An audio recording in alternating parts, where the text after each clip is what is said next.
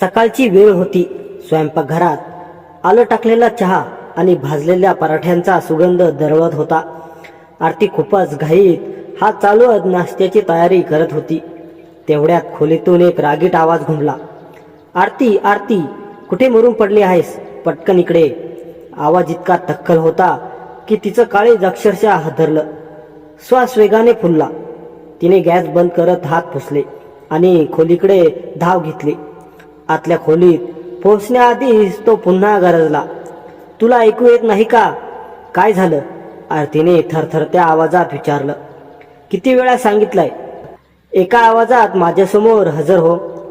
गिरीशने त्याच्या हातातला शर्ट तोंडावर फेकला आणि म्हणाला, आज मला ऑफिसला हा शर्ट घालायचा आहे. याला चांगली इस्त्री कर. आरतीने शर्ट उचलला आणि इस्त्री करण्यास लागली. पण त्याच वेळी बाथरूममधून पुन्हा आवाज आला. आरती, बाथरूममध्ये टॉवेल नाही ठेवला का? पटकन टॉवेल ठेवून ये, मला उशीर होतोय. गडबडीत आरतीने इस्त्री सोडून टॉवेल आणला. बाथरूमच्या दरवाजाजवळ जाऊन ती म्हणाली, हा घ्या. तुला रोज सांगायला लागणार आहे का? गिरीशने टॉवेल झटकला आणि दार लावून घेतलं. आरती पुन्हा इस्त्री करायला वळली. गडबडीत पलंगाच्या कोपऱ्याला धडकली. वेदनेने तिचा चेहरा पांढरा झाला. हळूहळू चालत तिने पटकन शर्टकडे लक्ष दिलं. पण शर्ट पाहताच तिचं काळीज धस्स झालं. शर्टचा एक भाग जळाला होता. हे देवा, आता काय होणार? तिच्या ओठांवर शब्द उमटले. ती भीतीने थरथरत होती. तेवढ्यात बाथरूमचा दरवाजा उघडला आणि गिरीश बाहेर आला. माझ्या शर्टला इस्त्री केली आहे का? त्याने रागाने विचारलं. आरती काहीच बोलू शकली नाही.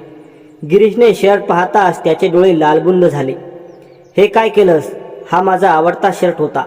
तो गरजला. सॉरी, चुकून झालं. आरती समजवून सांगण्याचा प्रयत्न करत होती. पण गिरीश तिच्यावर ओरडत म्हणाला, तुला एकही काम नीट करता येत नाही. त्याच वेळी शेजारच्या खोलीतून गिरीशची वहिनी प्रभा खोलीत आली. तिच्या चालण्यात एक विचित्र आत्ममुग्धता होती. भाऊ, एवढा छोट्या गोष्टीसाठी एवढा राग? एक शर्ट जळालाय. तुम्हाला माहीत आहे ना, या बिचारीला नीट काही जमत नाही. मी तुमच्यासाठी लगेच दादाचा शर्ट आणते. तुम्ही तो घालून ऑफिसला जा. एक गोष्ट सांगू, जर तुम्ही माझ्या बहिणीशी लग्न केलं असतं तर परिस्थिती पूर्णपणे वेगळी असती. प्रभाने हसत व्यंगपूर्ण सुरात म्हटलं. तिच्या त्या वाक्यामागचा उपहासाचा काटा आरतीच्या मनाला टोचला. तिच्या डोळ्यात पाणी आलं. पण तिने कसंबसं स्वतःला सावरलं आणि डोळ्यातील अश्रू थोपवले. प्रभा निघून गेल्यानंतर घरात एक विचित्र शांतता पसरली. त्या शांततेला भेदत आरतीने धाडसाने विचारलं, तुम्ही माझ्यावर एवढा राग का करता? मला मान्य आहे, माझ्याकडून चूक झाली. पण ती गोष्ट शांतपणे सांगता आली असती ना. प्रत्येक वेळी ओरडणं गरजेचं आहे का? गिरीशने रागाने तिच्याकडे पाहत उत्तर दिलं. काय म्हणालीस? यात ही माझी चूक आहे म्हणायचं आहे का? नाही नाही, मी दोष देत नाही. मी फक्त एवढंच म्हणत आहे. आरतीने शांतपणे सांगण्याचा प्रयत्न केला. पण गिरीशच्या रागाने तिचं म्हणणं पूर्ण व्हायच्या आधीच तो गरजला. आता मला वागणूक शिकवतेस का? तो तिच्या केसांना धरून म्हणाला. तुला शिकवतोच आता. मला सोडा. आरतीने तडफडत स्वतःची सुटका केली.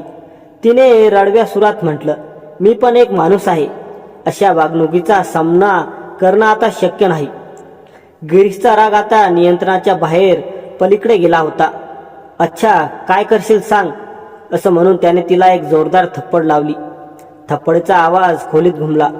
तिचं डोकं भीरभरू लागलं आणि डोळ्यातून पाणी गळू लागलं. ती गप्प राहिली. दरवाजात उभा असलेला 5 वर्षाचा युवराज हे सगळं पाहत होता. एका बाजूला त्याची आई घाबरून उभी होती आणि दुसऱ्या बाजूला त्याच्या वडिलांचा तडफदार राग त्याला थरथरायला लावत होता. त्याचे कोमल डोळे वेदनेने भरले. तो धावत आपल्या आईजवळ आला आणि तिच्या गळ्यात पडत म्हणाला, बाबा, तुम्ही आईला मारू नका. त्याचा आवाज भीतीने थरथरत होता. गिरीशने युवराजकडे वळून ओरडत म्हटलं, तूही तुझ्या आईसारखा खूप बोलायला लागला आहेस. आज तुझी अक्कल ठिकाणावर आणतो. असं म्हणून तो मुलावर हात उचलायला गेला. तेवढ्यात आरती त्याच्यासमोर येऊन उभी राहिली. ती जोरात ओरडली, नाही, माझ्या मुलाला हात लावायचाही प्रयत्न करू नकोस. तिने युवराजला छातीशी धरलं. तिच्या डोळ्यात राग आणि निराशा दोन्ही झळकत होत्या. गिरीशने तिला शिव्या दिल्या आणि काही वेळाने दुसरा शर्ट घालून रागाने आपली बॅग उचलली. दरवाजा धडकन लावत तो बाहेर निघून गेला. दरवाजा जोराने बंद होताच घरात एक विचित्र सन्नाटा पसरला. आरती गुडघ्यावर बसली, युवराजला घट्ट मिठी मारली आणि मोठ्याने रडू लागली. आई बाबा एवढा राग का करतात? युवराजने रडत्या आवाजात विचारलं. पण आरतीकडे त्या निरागस प्रश्नाचं काहीच उत्तर नव्हतं. दोघे खूप वेळ एकमेकांना कोलटाळून शांत बसले होते. आरती त्याला समजवण्याचा प्रयत्न करत होती, पण तिच्या अंतकरणात एक वादळ उसळलं होतं. डोळ्यातून अश्रू धावत होते आणि मनातल्या आठवणींनी तिच्या काळजाला चिरून टाकलं. आरती साधी, सरळ आणि संस्कारी मुलगी होती. जेव्हा ती फक्त 10 वर्षाची होती तेव्हा तिच्या आईवडिलांचा एका अपघातात निधन झालं. त्याच्यानंतर तिचं संगोपन तिच्या काकांनी केलं. काकीने तिला फारसं आपलं मानलं नाही, पण काका तिच्या पाठीशी कायम खंबीरपणे उभे होते. आरतीने शिक्षणात प्रावीण्य मिळवलं आणि नंतर एका कॉलेजमध्ये प्राध्यापिका म्हणून नोकरी पत्करली. काकांना तिच्या लग्नाची चिंता सतावत होती आणि पटकन चांगल्या घरात तिचं लग्न लावून द्यायचं हे त्यांचं स्वप्न होतं. गिरीश हे मोहनरावांचे धाकटे चिरंजीव होते. मोहनराव यांची तब्येत खालावत चालली होती. त्यांना वाटत होतं त्यांच्या हयातीत गिरीशचे लग्न व्हावं. मोहनराव आणि आरतीचे काका दामोदरराव हे एकमेकांचे जुने ओळखीचे होते. एके दिवशी मोहनरावांनी दामोदररावांच्या घरी आरतीला पाहिलं. चांगली शिकलेली, निपुण आणि स्वज्वळ स्वभावाची आरती पाहून मोहनराव भारावून गेले. तिथेच त्यांनी गिरीशसाठी आरतीचा हात मागितला. पण ही गोष्ट एवढी सोपी नव्हती. गिरीशची वहिनी प्रभा, जी अतिशय धूर्त आणि स्वार्थी स्वभावाची होती, या लग्नामुळे खूप अस्वस्थ होती. तिला वाटत होतं की गिरीशचं लग्न तिच्या बहिणीशी व्हावं. तिला विश्वास होता की तिची बहीण तिचं वर्चस्व टिकवायला मदत करेल. प्रभा मोहनरावांना म्हणाली, बाबा, आरती चांगली मुलगी आहे, पण माझ्या बहिणीशी तिचं काहीच तुलना नाही. गिरीश एवढा लायक आहे तर त्यासाठी मुलगी लाखात एक हवी. पण मोहनरावांनी प्रभाच्या बोलण्याकडे दुर्लक्ष केलं. त्यांनी गिरीशला या स्थळासाठी तयार केलं. गिरीश आणि आरतीचं लग्न मोठ्या थाटामाटात झालं. सुरुवातीचे काही महिने सगळं आनंदी छान चाललं. आरतीने लग्नानंतर आपली नोकरी सोडली, कारण गिरीशला वाटत होतं की तिचं घर सांभाळणं महत्त्वाचं आहे. आरतीने संपूर्ण प्रयत्न केला की ती सगळ्यांना खुश ठेवेल. तिने प्रभालाही मान दिला आणि तिला नेहमीच मोठ्या बहिणीचं स्थान दिलं. पण प्रभाला आरतीचा स्वभाव दिखावा वाटत होता. आरतीचं घरातलं प्रेम आणि सन्मान प्रभाला खूपच होतं. त्यामुळे ती आरतीला सतत कमीपणा दाखवण्याचा प्रयत्न करत होती. एके दिवशी आरती माहेरी गेली असताना प्रभाला संधी मिळाली. ती गिरीशच्या जवळ जाऊन म्हणाली, भाऊजी, तुम्ही तर खूप शिकलेले, स्मार्ट आणि मॉडर्न आहात, आणि आरती ती तुमच्या बरोबरीची नाहीच. तुम्ही एवढे हँडसम आणि स्टायलिश, आणि ती एकदम साधी, दिसायलाही खास नाही. प्रभाने टोमणा मारत म्हटलं. गिरीश त्या क्षणी काहीच बोलला नाही, पण त्या शब्दांनी त्याच्या मनावर परिणाम होऊ लागला. त्याचा आरतीकडे पाहण्याचा दृष्टिकोन बदलू लागला. हळूहळू गिरीशचं वागणं आरतीसाठी कठोर आणि तिरस्कारायुक्त झालं. छोट्या छोट्या गोष्टीवरून तिला ओरडणं, टोमणं मारणं आणि अगदी हात उचलणं ही आता नित्याची झाली होती.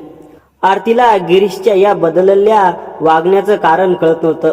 तिने अनेक वेळा त्याच्याशी बोलायचा प्रयत्न केला, पण गिरीशचं उत्तर नेहमी कटू आणि आक्रमक असे. एकदा आरतीने हिंमत करून सासूबाईंशी चर्चा केली आणि गिरीशचं वागणं दिवसेंदिवस अधिक कठोर होतंय, त्याचं बोलणं, वागणं सगळं बदललंय, ती अश्रूंना आवरू न शकता म्हणाली. यावर सासूबाई म्हणाल्या, सुनबाई, नवरा बायकोच्या नात्यात अशा छोट्या मोठ्या गोष्टी होतच असतात, त्याला जास्त महत्त्व देऊ नकोस. बाहेर कोणासोबत जाऊन रडण्यापेक्षा अशा गोष्टी खोलीच्या आत सोडवायला पाहिजेत. एवढं बोलून त्यांनी थंडपणे हात झटकला. मात्र मोहनरावांना आरतीची परिस्थिती गांभीर्य जाणवलं होतं. ते अनेकदा गिरीशला एकांतात नेऊन समजावण्याचा प्रयत्न करत होते. गिरीश, बायको ही जबाबदारी असते, खेळणं नव्हे. तुझ्या वागण्याचा परिणाम फक्त तिच्यावरच नाही तर सगळ्या घरावर होतोय, हे त्याला सांगत. पण गिरीश त्यांच्या बोलण्याला एका कानाने ऐकून दुसऱ्या कानाने सोडून देत असे. मोहनराव हृदयविकाराचा रुग्ण होते. एक दिवस त्यांच्या छातीत प्रचंड वेदना होऊ लागल्या. घरच्यांनी त्यांना तातडीने रुग्णालयात नेण्याचा प्रयत्न केला, पण काहीच उपयोग झाला नाही. मोहनरावांची प्राणज्योत माळवली. त्यांच्या जाण्यानंतर गिरीशचं वागणं आणखीनच बिघडलं गेलं. त्याला आता कुणाचंही बंधन उरलं नव्हतं. लग्नाच्या 1.5 वर्षानंतर आरतीने एका गोंडस मुलाला जन्म दिला. तिला वाटलं कदाचित मुलाच्या येण्याने गिरीशच्या वागण्यात काहीतरी बदल होईल, पण हे फक्त तिचं स्वप्नच ठरलं. आता गिरीश रोज रात्री दारू पिऊन घरी येत असे. दारूचा उग्रास सगळ्या घरात पसरत असे.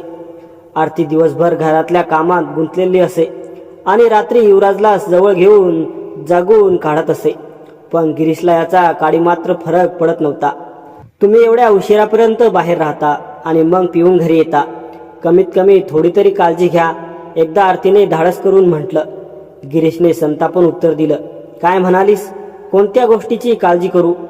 मी घर चालवतो, पैसे कमवतो आणि तू काय करतेस? फक्त स्वयंपाक करतेस आणि मुलाला सांभाळतेस. तुला माझी कदर करायला हवी आणि तू मला शिकवणार की मला काय करायचं हवं? गिरीशने रागाने जवळचा पेला जमिनीवर आपटला आणि आरतीला ढकलून खाली पाडलं. तिचं हृदय चिरत होतं. रात्रभर अश्रूंच्या ओंघाळात आरती जागीच राहिली. सकाळी गिरीश झोपला होता. आरती स्वयंपाकघरात नाश्ता करत होती तेव्हा प्रभा तिथे आली. ती उपहासाने हसत म्हणाली, अगं आरती, काल रात्री काय झालं? शिव्या तर माझ्या खोलीपर्यंत ऐकू येत होत्या.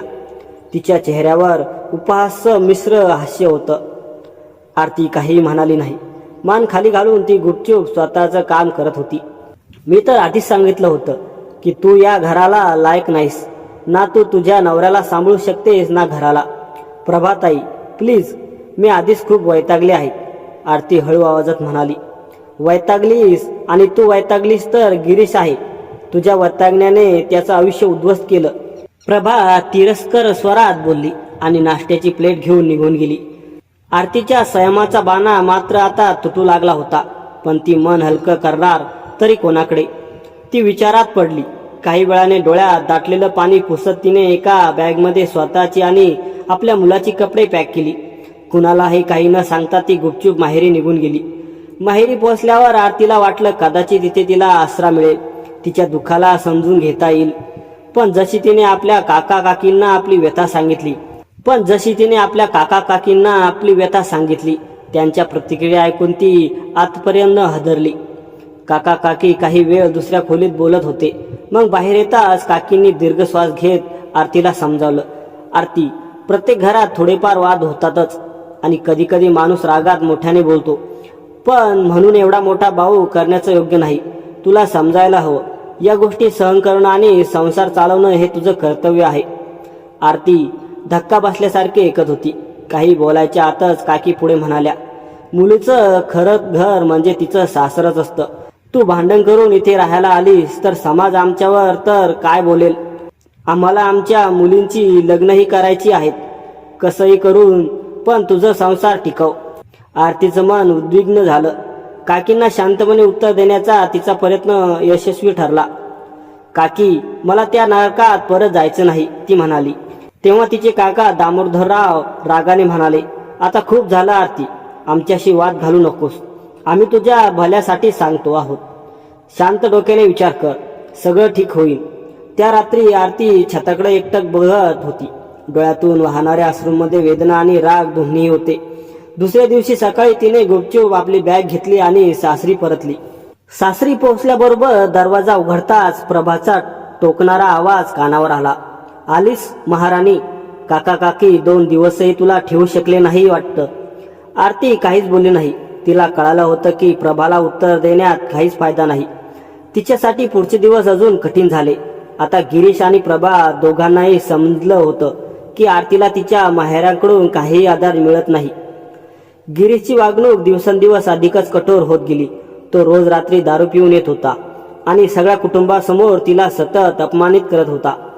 एके दिवशी युवराज आजारी पडला. रात्रभर तापाने फणफणत असलेल्या मुलाबरोबर आरती जागी राहिली. तिने गिरीशला कितीतरी वेळा उठवण्याचा प्रयत्न केला, पण तो झिडकारून म्हणाला, मला झोपू दे, आणि तसंही हे सगळं तुझं काम आहे, माझं नाही. दुसऱ्या दिवशी सकाळी जेव्हा आरतीने युवराजला डॉक्टरांकडे घेऊन जाऊ याचं म्हटलं तेव्हा गिरीशने स्पष्ट उत्तर दिलं, डॉक्टरांकडे जायचं असेल तर रिक्षा करून जा, माझ्याकडे वेळ नाही. आरती पूर्णपणे तुटून गेली होती. तिच्या मनात एकच विचार होता, कसा गोंधळ झालाय. ती युवराजला डॉक्टरांकडे घेऊन गेली, त्याच्यावर उपचार केले. आरतीने त्या जीवनाला आपली नियती मानली होती. समय यथासांग जात होता, पण आज जेव्हा शर्ट जळल्यामुळे गिरीशने आरतीला ज्या प्रकारे मारलं ते पाहून तिचा मुलगा युवराज अजून घाबरला होता. आपल्या आईला चिटकून तो थरथरत होता. घाबरलेल्या डोळ्यात भय आणि वेदना होती. युवराजची अवस्था पाहून आरती विचार करू लागली, स्वतःला आणि माझ्या मुलाला या नरकाच्या युवराजची अवस्था पाहून आरती विचार करू लागली, स्वतःला आणि माझ्या मुलाला या नरकासारख्या आयुष्यातून कसं सुटकाचा मार्ग मिळवावा. थोड्या वेळातच तिने आपला फोन घेतला आणि कॉलेज फ्रेंडच्या ग्रुपवर पाठवलेले मेसेज वाचू लागली. प्रत्येक वर्षी तिच्या कॉलेजमधल्या मैत्रिणी गेट टुगेदर आयोजित करत होत्या. आज त्याच विषयावर चर्चा चालू होती. ती नेहमी गेट टुगेदरमध्ये जाण्याबद्दल विचार करत होती, पण गिरीशच्या भीतीमुळे त्या सहभागी होणं टाळत होती. पण यावेळी तिने स्वतःला थांबवण्याचा प्रयत्न केला नाही. 2 दिवस निघून गेले आणि आज गेट टुगेदरचा दिवस होता. गिरीश गेल्यानंतर आरती तयार झाली आणि युवराजला सोबत घेऊन घरातून निघाली. तिथे पोहोचल्यावर आपल्या मैत्रिणींना भेटून आरतीच्या चेहऱ्यावर कितीतरी वर्षानंतर हास्य आलं होतं. तिची बेस्ट फ्रेंड अलका तिला पाहताच म्हणाली, आरती तू आहेस, तुला काय झालंय? एकेकाळी तुझ्या सौंदर्याने सगळ्यांनाच मोहित केलं होतं आणि आता तर चेहऱ्यावर तेच गायब झालं आहे. आधी आरतीने विषय टाळण्याचा प्रयत्न केला, पण अलकाच्या नजरेतून गळ्यावर आणि हातावर पडलेल्या वन पाहून ती थोडी दचकली. हे कसं वळ आहेत? अलकाने विचारलं. आरतीला उत्तर देणं कठीण झालं. मग अलकाने बारकाईने विचारल्यावर तिच्या डोळ्यातून अश्रू ओघळले. आरतीने आपली सगळी कथा सांगितली, कशा प्रकारे ती गेल्या 1 वर्षापासून गिरीशचा अत्याचार सहन करत आहे. हे ऐकून अलकाच्या डोळ्यातूनही पाणी आलं. काही क्षणी ती शांत राहिली. नंतर ती कंठ दाटलेल्या आवाजात म्हणाली, आणि आरती तुला वाटत नाही का की तू स्वतः आणि तुझ्या मुलाचंही आयुष्य उद्ध्वस्त करत आहेस? तुझी सर्वात मोठी चूक आहे की तू तुझ्या हिटलर नवऱ्याचा आदेश मानून तुझ्या नोकरी सोडली. अगं तू आजच्या काळातली मुलगी आहेस, शिकलेली आणि हुशार आहेस. मग असं एवढा अन्याय सहन कसं करू शकतेस? अलकाच्या शब्दांनी आरतीला गोंधळून टाकलं.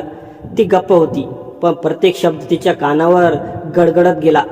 दुसरीकडे सगळे मित्र मैत्रिणी नाचत गात होते आणि आरती अलका दोघेही आपल्या बोलण्यात व्यस्त होत्या.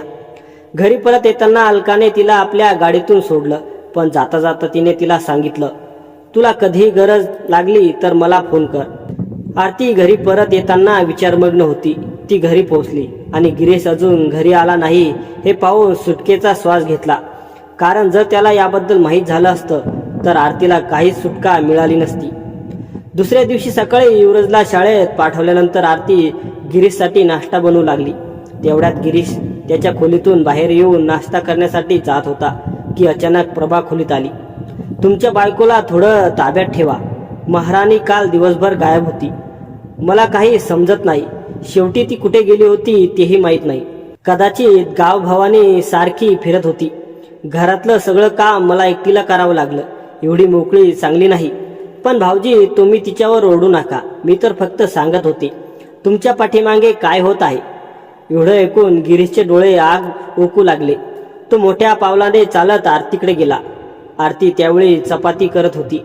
तिचं तोंड दुसऱ्या दिशेला होतं. गिरीशने पाठीमागून येऊन तिचे केस पकडले आणि तिला खेचत स्वयंपाकघरातून बाहेर काढलं. मला न सांगता तू घराबाहेर कशी गेलीस? तुझं धाडस कसं झालं? माझ्या पाठीमागे तू कुणाला भेटायला जातेस? आरती वेदनेने तडफडत म्हणू लागली. मी तर माझ्या मैत्रिणीला. गिरीश ओरडला. मला न सांगता कशी गेलीस? या घरात राहायचं असेल तर इथल्या नियमानुसार राहावं लागेल, नाहीतर. गिरीश यापुढे अजूनही काही बोलणार तोपर्यंत त्याचा मोबाईल वाजला. ऑफिसमधून फोन आला आणि त्याला लक्षात आलं की आज त्याला लवकर जायचं होतं. गिरीशने आरतीला पटकन जमिनीवर ढकलून नाश्ता न करता घरातून बाहेर गेला. आरतीचं शरीर वेदनेने दुखत होतं, पण तिच्या मनात जळलेली आग तिच्या उठवण्यास आणि काही करण्याची हिंमत देत होती. तिने डोळ्यातले अश्रू पुसले आणि ठरवलं, आता मी स्वतःचं आणि माझ्या मुलाचं आयुष्य सुधारण्यासाठी काहीतरी करणार. तिने घरातलं काम पूर्ण केलं आणि आपला जुना लॅपटॉप चालू केला. सगळे सर्टिफिकेट्स काढले आणि आपल्या कामाची माहिती अपडेट करत आत्मनिर्भर होण्याचं ठरवलं. तिने शहरातील प्रत्येक कॉलेज आणि शाळांच्या वेबसाईटवर जाऊन नोकरीच्या व्हॅकन्सी शोधू लागली. अनुभव असलेल्या लोकांची मागणी होती, पण तिच्याकडे अनुभव नव्हता. आता तर 7 वर्षाचा मोठा अंतर पडला होता, तरीही तिने हार मानली नाही. ती जास्त ठिकाणी ईमेल्स आणि अर्ज पाठवत राहिली. संध्याकाळच्या वेळी आरती लॅपटॉपवर नोकरीसाठी उत्तराची प्रतीक्षा करत बसली होती. तेवढ्यात दरवाजा मोठा आवाज आला. आरतीने चकित होऊन दरवाजा उघडला. समोर गिरीश उभा होता. त्याच्या हातात एक लिफाफा होता. आरतीने तो लिफाफा घेतला आणि आत जाऊन उघडला. कागदावर लिहिलेलं प्रत्येक शब्द एखाद्या हातोड्यासारखा तिच्या आत्म्यावर घाव करत होता. घटस्फोट, आरती थरथरत म्हणाली. हो, गिरीशने थंड आवाजात उत्तर दिलं. आणि हे लक्षात ठेव, युवराज माझ्याजवळ राहील, कारण तू बेरोजगार आहेस. तू काही कामधंदा करत नाहीस, त्यामुळे तू त्याची देखभाल करण्यास लायक नाहीस. आरतीने कागदाकडे पाहिलं आणि मग तिची नजर युवराजच्या चेहऱ्यावर गेली. तिच्या डोळ्यात पाणी होतं. तिचं मन करत होतं हंबरडा फोडून रडावं, पण तिने स्वतःला कमजोर होऊ दिलं नाही. जर आज ती हरली तर युवराजचं आयुष्य बर्बाद होईल. नाही, काहीतरी करावं लागेल, तिने ठरवलं. तिने संयमाने विचार केला आणि रात्रभर हाच विचार करत राहिली की तिला काय करायला हवं. दुसऱ्या दिवशी सकाळी तिने अलकाला फोन केला. अलका, मी आता या घरामध्ये एक क्षणही राहू शकत नाही. आरतीचा आवाज थरथरत होता. काय झालं आरती? अलकाच्या आवाजात चिंता होती. गिरीश मला घटस्फोट देण्याचा विचार करत आहे आणि तो युवराजला माझ्यापासून दूर करणार आहे. मी माझ्या मुलापासून दूर होऊन जगू शकत नाही. मला तुझी मदत हवी आहे. कृपया शक्य असेल तर माझ्यासाठी एक भाड्याचं घर शोध. अलकाने पटकन उत्तर दिलं. तू चिंता करू नकोस. भाड्याचं घर शोधण्याची काय गरज आहे?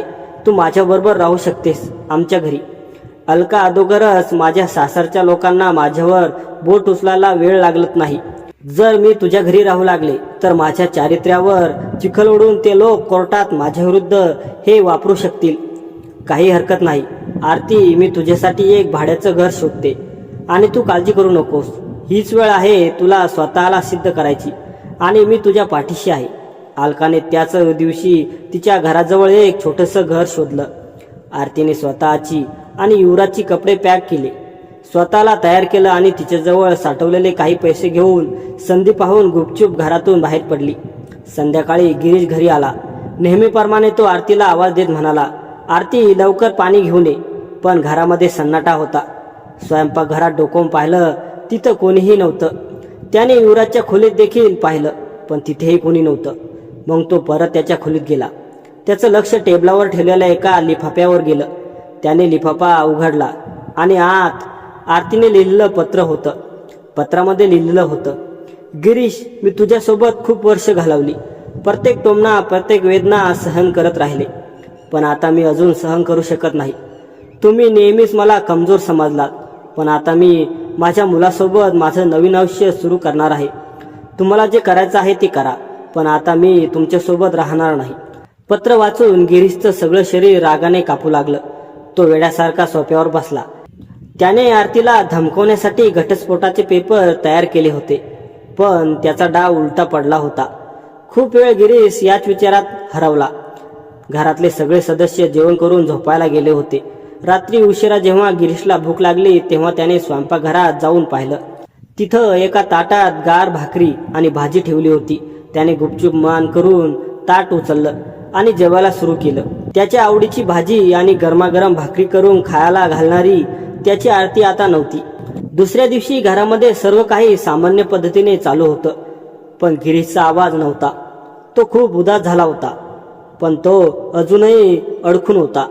त्याला वाटत होतं की आरतीला फोन करून परत बोलावणार नाही, पण त्याच्या हातात पत्नीची कमी सतावत होती. त्याचं ऑफिसचं काम विस्कळीत होऊ लागलं आणि प्रेझेंटेशन खराब होऊ लागली. त्यामुळे कंपनीने त्याला कामावरून काढून टाकलं. त्यानंतर त्याला चांगली नोकरी मिळाली नाही. तो सध्या एका कंपनीत काम करू लागला. आणि दुसरीकडे आरती, जी भाड्याच्या छोट्या घरात राहत होती, तिला जाणीव झाली की हे संकट तिची शक्ती पारखण्यासाठी आलं आहे. आरतीने ठरवलं की तिचं लक्ष मुलाला सुरक्षित बालपण, उज्ज्वल भविष्य देण्यात असेल. पण पैशांची तंगी प्रत्येक दिवशी वाढत होती. तिने पुन्हा शाळा आणि कॉलेजमध्ये नोकरीसाठी अर्ज केले, पण प्रत्येक ठिकाणी निराशा आली. अलका तिला म्हणाली, आरती, तू कुठे नोकरी मिळाली नाही तर काही हरकत नाही. लक्षात ठेव, तुझ्याकडे क्षमता आहे. म्हणजे जर बाहेरचे दरवाजे बंद असतील तर तू स्वतःच्या नशिबाचा दरवाजा उघड. तुझ्यामध्ये एवढं टॅलेंट आहे की तू काहीही करू शकतेस. आजकाल सोशल मीडियाचा जमाना आहे. जर माणसात कला असेल तर तो कोणत्याही प्लॅटफॉर्मवर स्वतःची ओळख बनवू शकतो. तुझी शिकवण्याची पद्धत नेहमीच चांगली राहिली आहे. तू मुलांच्या अभ्यासावर आधारित व्हिडिओ बनवून सोशल मीडियावर टाक. माझ्या बोलण्यावर विचार कर. अलका निघून गेल्यानंतर आरती स्वतःलाच म्हणाली, सल्ला तर चांगला आहे. मला याबद्दल सगळी माहिती नाही, पण जिथे आवड असते तिथे मार्ग आपोआप निघतात. आरतीने तिचा स्मार्टफोन घेतला आणि तासनतास कष्ट करून व्हिडिओ बनवण्याची पद्धत शिकली. 12वीच्या मुलांची परीक्षा जवळच आली होती, त्यामुळे तिचे सर्वात पहिल्यांदा 12वीच्या मुलांना शिकवण्यासाठी विषय शोधले. दुसऱ्या दिवशी अलकाबरोबर व्हिडिओ बनवायला सुरुवात केली. अलकाने कॅमेरा सेट केला आणि आरतीने शिकवायला सुरुवात केली. तिच्या आवाजात आत्मविश्वास होता आणि शिकवण्याची पद्धत इतकी सरळ होती की जटिल विषय मुलांसाठी सोपा झाला. आरती पहिला व्हिडिओ अपलोड करताना संकोचत होती. तिला वाटलं होतं की कोण त्या व्हिडिओला बघेल. अलकाला विचारलं तेव्हा अलका हसून म्हणाली, तू काळजी करू नकोस. तुझं काम एवढं चांगलं आहे की लोक स्वतः तुला शोधत येतील. फक्त धैर्य ठेव. काही दिवसात व्हिडिओवरील चांगले रिस्पॉन्स येऊ लागले. काही लोकांनी कमेंट्स केल्या. एक म्हणाला, तुमची पद्धत खूपच चांगली आहे. प्लीज पुढच्या टॉपिकवर लवकर व्हिडिओ बनवा. तर कोणी आभार व्यक्त करत म्हणाला, तुम्ही माझ्या मुलाची भीती कमी केली. अशा कमेंट्सनी तिचा कॉमेंट बॉक्स भरला होता. आरतीच्या डोळ्यामध्ये चमक परत आली. तिने अजून व्हिडिओ बनवायला सुरुवात केली. तिने विषय सोप्या आणि स्पष्ट पद्धतीने समजावायला सुरुवात केली. दिवस रात्र न पाहता तिने आपलं कष्ट चालू ठेवलं. एका महिन्याच्या आतच हजारो लोक तिच्याबरोबर जोडले गेले. काही वेळातच सोशल मीडियावर होणारी तिची कमाई आरतीला आर्थिकदृष्ट्या मजबूत बनवलं. तिने यशस्वीपणे युवराजला एका चांगल्या शाळेत ॲडमिशन घेतलं आणि स्वतःला नवीन कोर्सद्वारे अधिक ज्ञान प्राप्त करायची प्रक्रिया सुरू केली. तर दुसरीकडे आरती घरातून निघून गेल्यानंतर घरातील वातावरण पूर्णपणे बदलून गेलं. प्रभा स्वयंपाकघरात भांडी आपटत बडबडत होती. गिरीश येऊन म्हणाला, वहिनी अजून नाश्ता बनवला नाही का? तेव्हा प्रभा रागाने म्हणाली, नाश्ता हो का नाही? आता मी तर या घरातील सर्वांची नोकरीण झाली आहेस. हत्त झाली. मी किती काम करू? जेव्हा आरती होती तेव्हा सगळं व्यवस्थित चाललं होतं. गिरीश म्हणाला. त्याचवेळी सासूबाईंनी त्यांच्या खोलीतून आवाज दिला, प्रभा औषध आणि चहा आणून दिला नाहीस? प्रभा चिडून म्हणाली, माझ्याकडून काम होत नाही. तुम्ही तुमच्या मुलांना सांगा, मी कामवाली बाई नाही. आईने रागाने गिरीशला आवाज दिला, बघत काय आहेस? काही करत का नाहीस? आरतीला परत घेऊन ये याआधी की हे घर पूर्णपणे उद्ध्वस्त होईल. गिरीश भडकला आणि म्हणाला, मी तिला बोलून आणणार नाही. ती स्वतः गेली आहे, मग ती स्वतःच परत येईल. आई तू काळजी करू नकोस. थोड्याच दिवसात तिची अक्कल ठिकाणावर येईल. मी तिला चांगल्या पद्धतीने ओळखतो. त्या क्षणी दरवाजाची बेल वाजली. प्रभाने जाऊन दरवाजा उघडला. त्या क्षणी दरवाजाची बेल वाजली. प्रभाने जाऊन दरवाजा उघडला आणि काही क्षणात ती मोठ्या आवाजात म्हणाली, गिरीश बाहेर या. बघा तुमच्यासाठी काय आलं आहे. गिरीश धावतच बाहेर आला. त्याच्या डोळ्यासमोर तणाव स्पष्ट दिसत होता. प्रभाने त्याच्या हातात एक कागद ठेवून म्हणाली, घटस्फोटाचे पेपर आहेत. सही करून तुमच्या बायकोने पाठवले आहेत. आता भोगा तुमच्या कर्माची फळं. प्रभा जोरात म्हणाली. कागद पाहताच गिरीशच्या पायाखालची जमीन सरकली. त्याला विश्वास बसत नव्हता की आरतीने एवढं मोठं पाऊल उचललं आहे.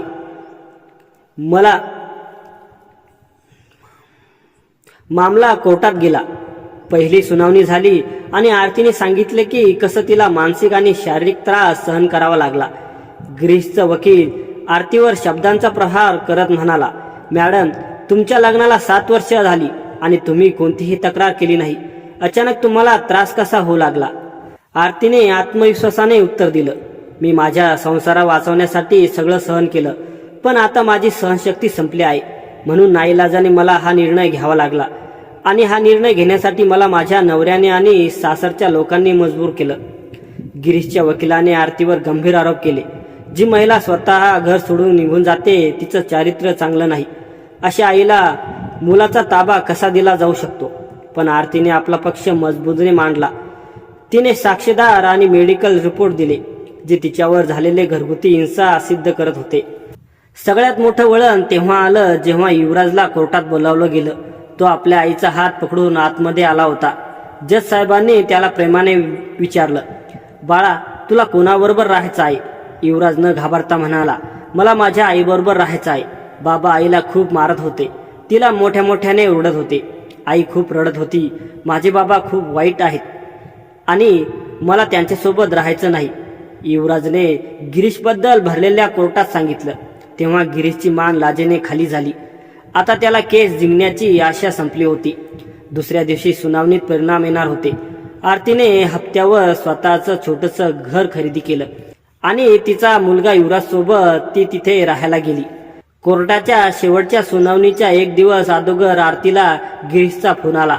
तिने फोन उचलला आणि गिरीश म्हणाला, मला एकदा तुला भेटायचं आहे. पण मला तुला भेटायचं नाही, आरतीने स्पष्ट सांगितलं. गिरीशने एकदा शेवटचं भेटण्याची इच्छा व्यक्त केली. तेव्हा आरती त्याला भेटायला तयार झाली. जवळजवळ 15 मिनिटांच्या आत गिरीश आरतीच्या घराजवळ बाहेर उभा होता. घराच्या बाहेर नावाची पाटी लावली होती. त्यावर आरतीचं नाव लिहिलं होतं. त्याने बेल वाजवली. आरतीने दरवाजा उघडला आणि त्याला आत बोलवलं. गिरीश घरातलं दृश्य पाहून हैराण होता. घर छोटं होतं पण पूर्णपणे व्यवस्थित होतं. घरामध्ये सर्व प्रकारच्या सुविधा सामान होतं. तुम्हाला काय बोलायचं होतं? आरतीने सरळ प्रश्न विचारला. गिरीशने आपल्या आवाजात सौम्यपणा आणायचा प्रयत्न केला. आरती, मला तुझ्याशी बोलायचं आहे. मला फक्त तुझे 5 मिनिटं हवे आहेत. आरती, मला माझ्या चुकीची जाणीव झाली आहे. तू गेल्यानंतर मला समजलं की माझ्या आयुष्यात तुझं किती महत्व आहे. तुझ्या विना घर वैतागलं आहे. आई आजारी आहे. वहिनी रोज भांडणं करतात. खरं सांगू, कोर्टात युवराज माझ्याबद्दल जे काही बोलला त्यानंतर मला स्वतःची लाज वाटू लागली आहे. मी तुमच्याबरोबर खूप वाईट केलं आहे. आरती गंभीर स्वरात म्हणाली, म्हणजे तुमच्या आयुष्यात जेव्हा सगळं उद्ध्वस्त झालं तेव्हा तुम्हाला माझी आणि युवराजची आठवण झाली. आरती, मला खरंच माझ्या चुकीची जाणीव झाली आहे. मला फक्त एवढंच म्हणायचं आहे की हा घटस्फोट विसरून जा. माझ्याबरोबर परत चल. सगळं पुन्हा नव्याने सुरू करूया. आणि युवराजबद्दल पण विचार कर. त्याला त्याच्या वडिलांची गरज आहे. हो, बरोबर बोलला तुम्ही. युवराजला त्याच्या वडिलांची गरज आहे, पण अशा वडिलांची जे त्याच्यासाठी आदर्श असतील. तुमच्यासारखा वडील जो स्वतःच्या बायकोला अपमान करतो, तिला घाबरवतो, तिला मारतो, तुम्ही त्याचा आदर्श कधीच बनू शकत नाही. मला माहीत आहे की मी खूप चुका केल्या आहेत, पण मी तुला शब्द देतो, जर तू मला संधी दिलीस तर मी सगळं व्यवस्थित करीन. फक्त मला एकदा माफ कर. आरतीने कटू स्वरात उत्तर दिलं. संधी प्रत्येक दिवशी तुमच्यासाठी संधी होती गिरीश, पण तुम्ही नेहमी त्या संधीला बर्बाद केलं. आरती पुढे दृढ स्वरात म्हणाली, माफीचा प्रश्न तेव्हा येतो जेव्हा कोणती चूक न कळता होते, पण तुम्ही सगळ्या चुका जाणूनबुजून केल्या आहेत. मी तुम्हाला माफ करू शकत नाही गिरीश, आणि खरं सांगू, आता माझ्या आयुष्यात तुमच्यासाठी जागा नाही. तुम्ही जाऊ शकता. गिरीशने शेवटची नजर युवराजवर टाकली आणि भरलेल्या मनाने घरातून बाहेर निघाला. तर मित्रांनो, आरतीने जो निर्णय घेतला तो बरोबर घेतला की चूक, कमेंट करून नक्की सांगा. आणि मित्रांनो, एक स्त्री जेव्हा स्वतःचं धाडस आणि आत्मसन्मानाने पुढे जाते तेव्हा ती फक्त स्वतःचं जीवन बदलत नाही तर जगासाठी एक उदाहरण बनते. आरतीने सिद्ध केलं होतं की प्रत्येक माणसाला स्वतःची कथा लिहिण्याचा हक्क आहे. कथा आवडली असेल तर लाईक करा, शेअर करा आणि चॅनलला सबस्क्राईब करायला विसरू नका. धन्यवाद.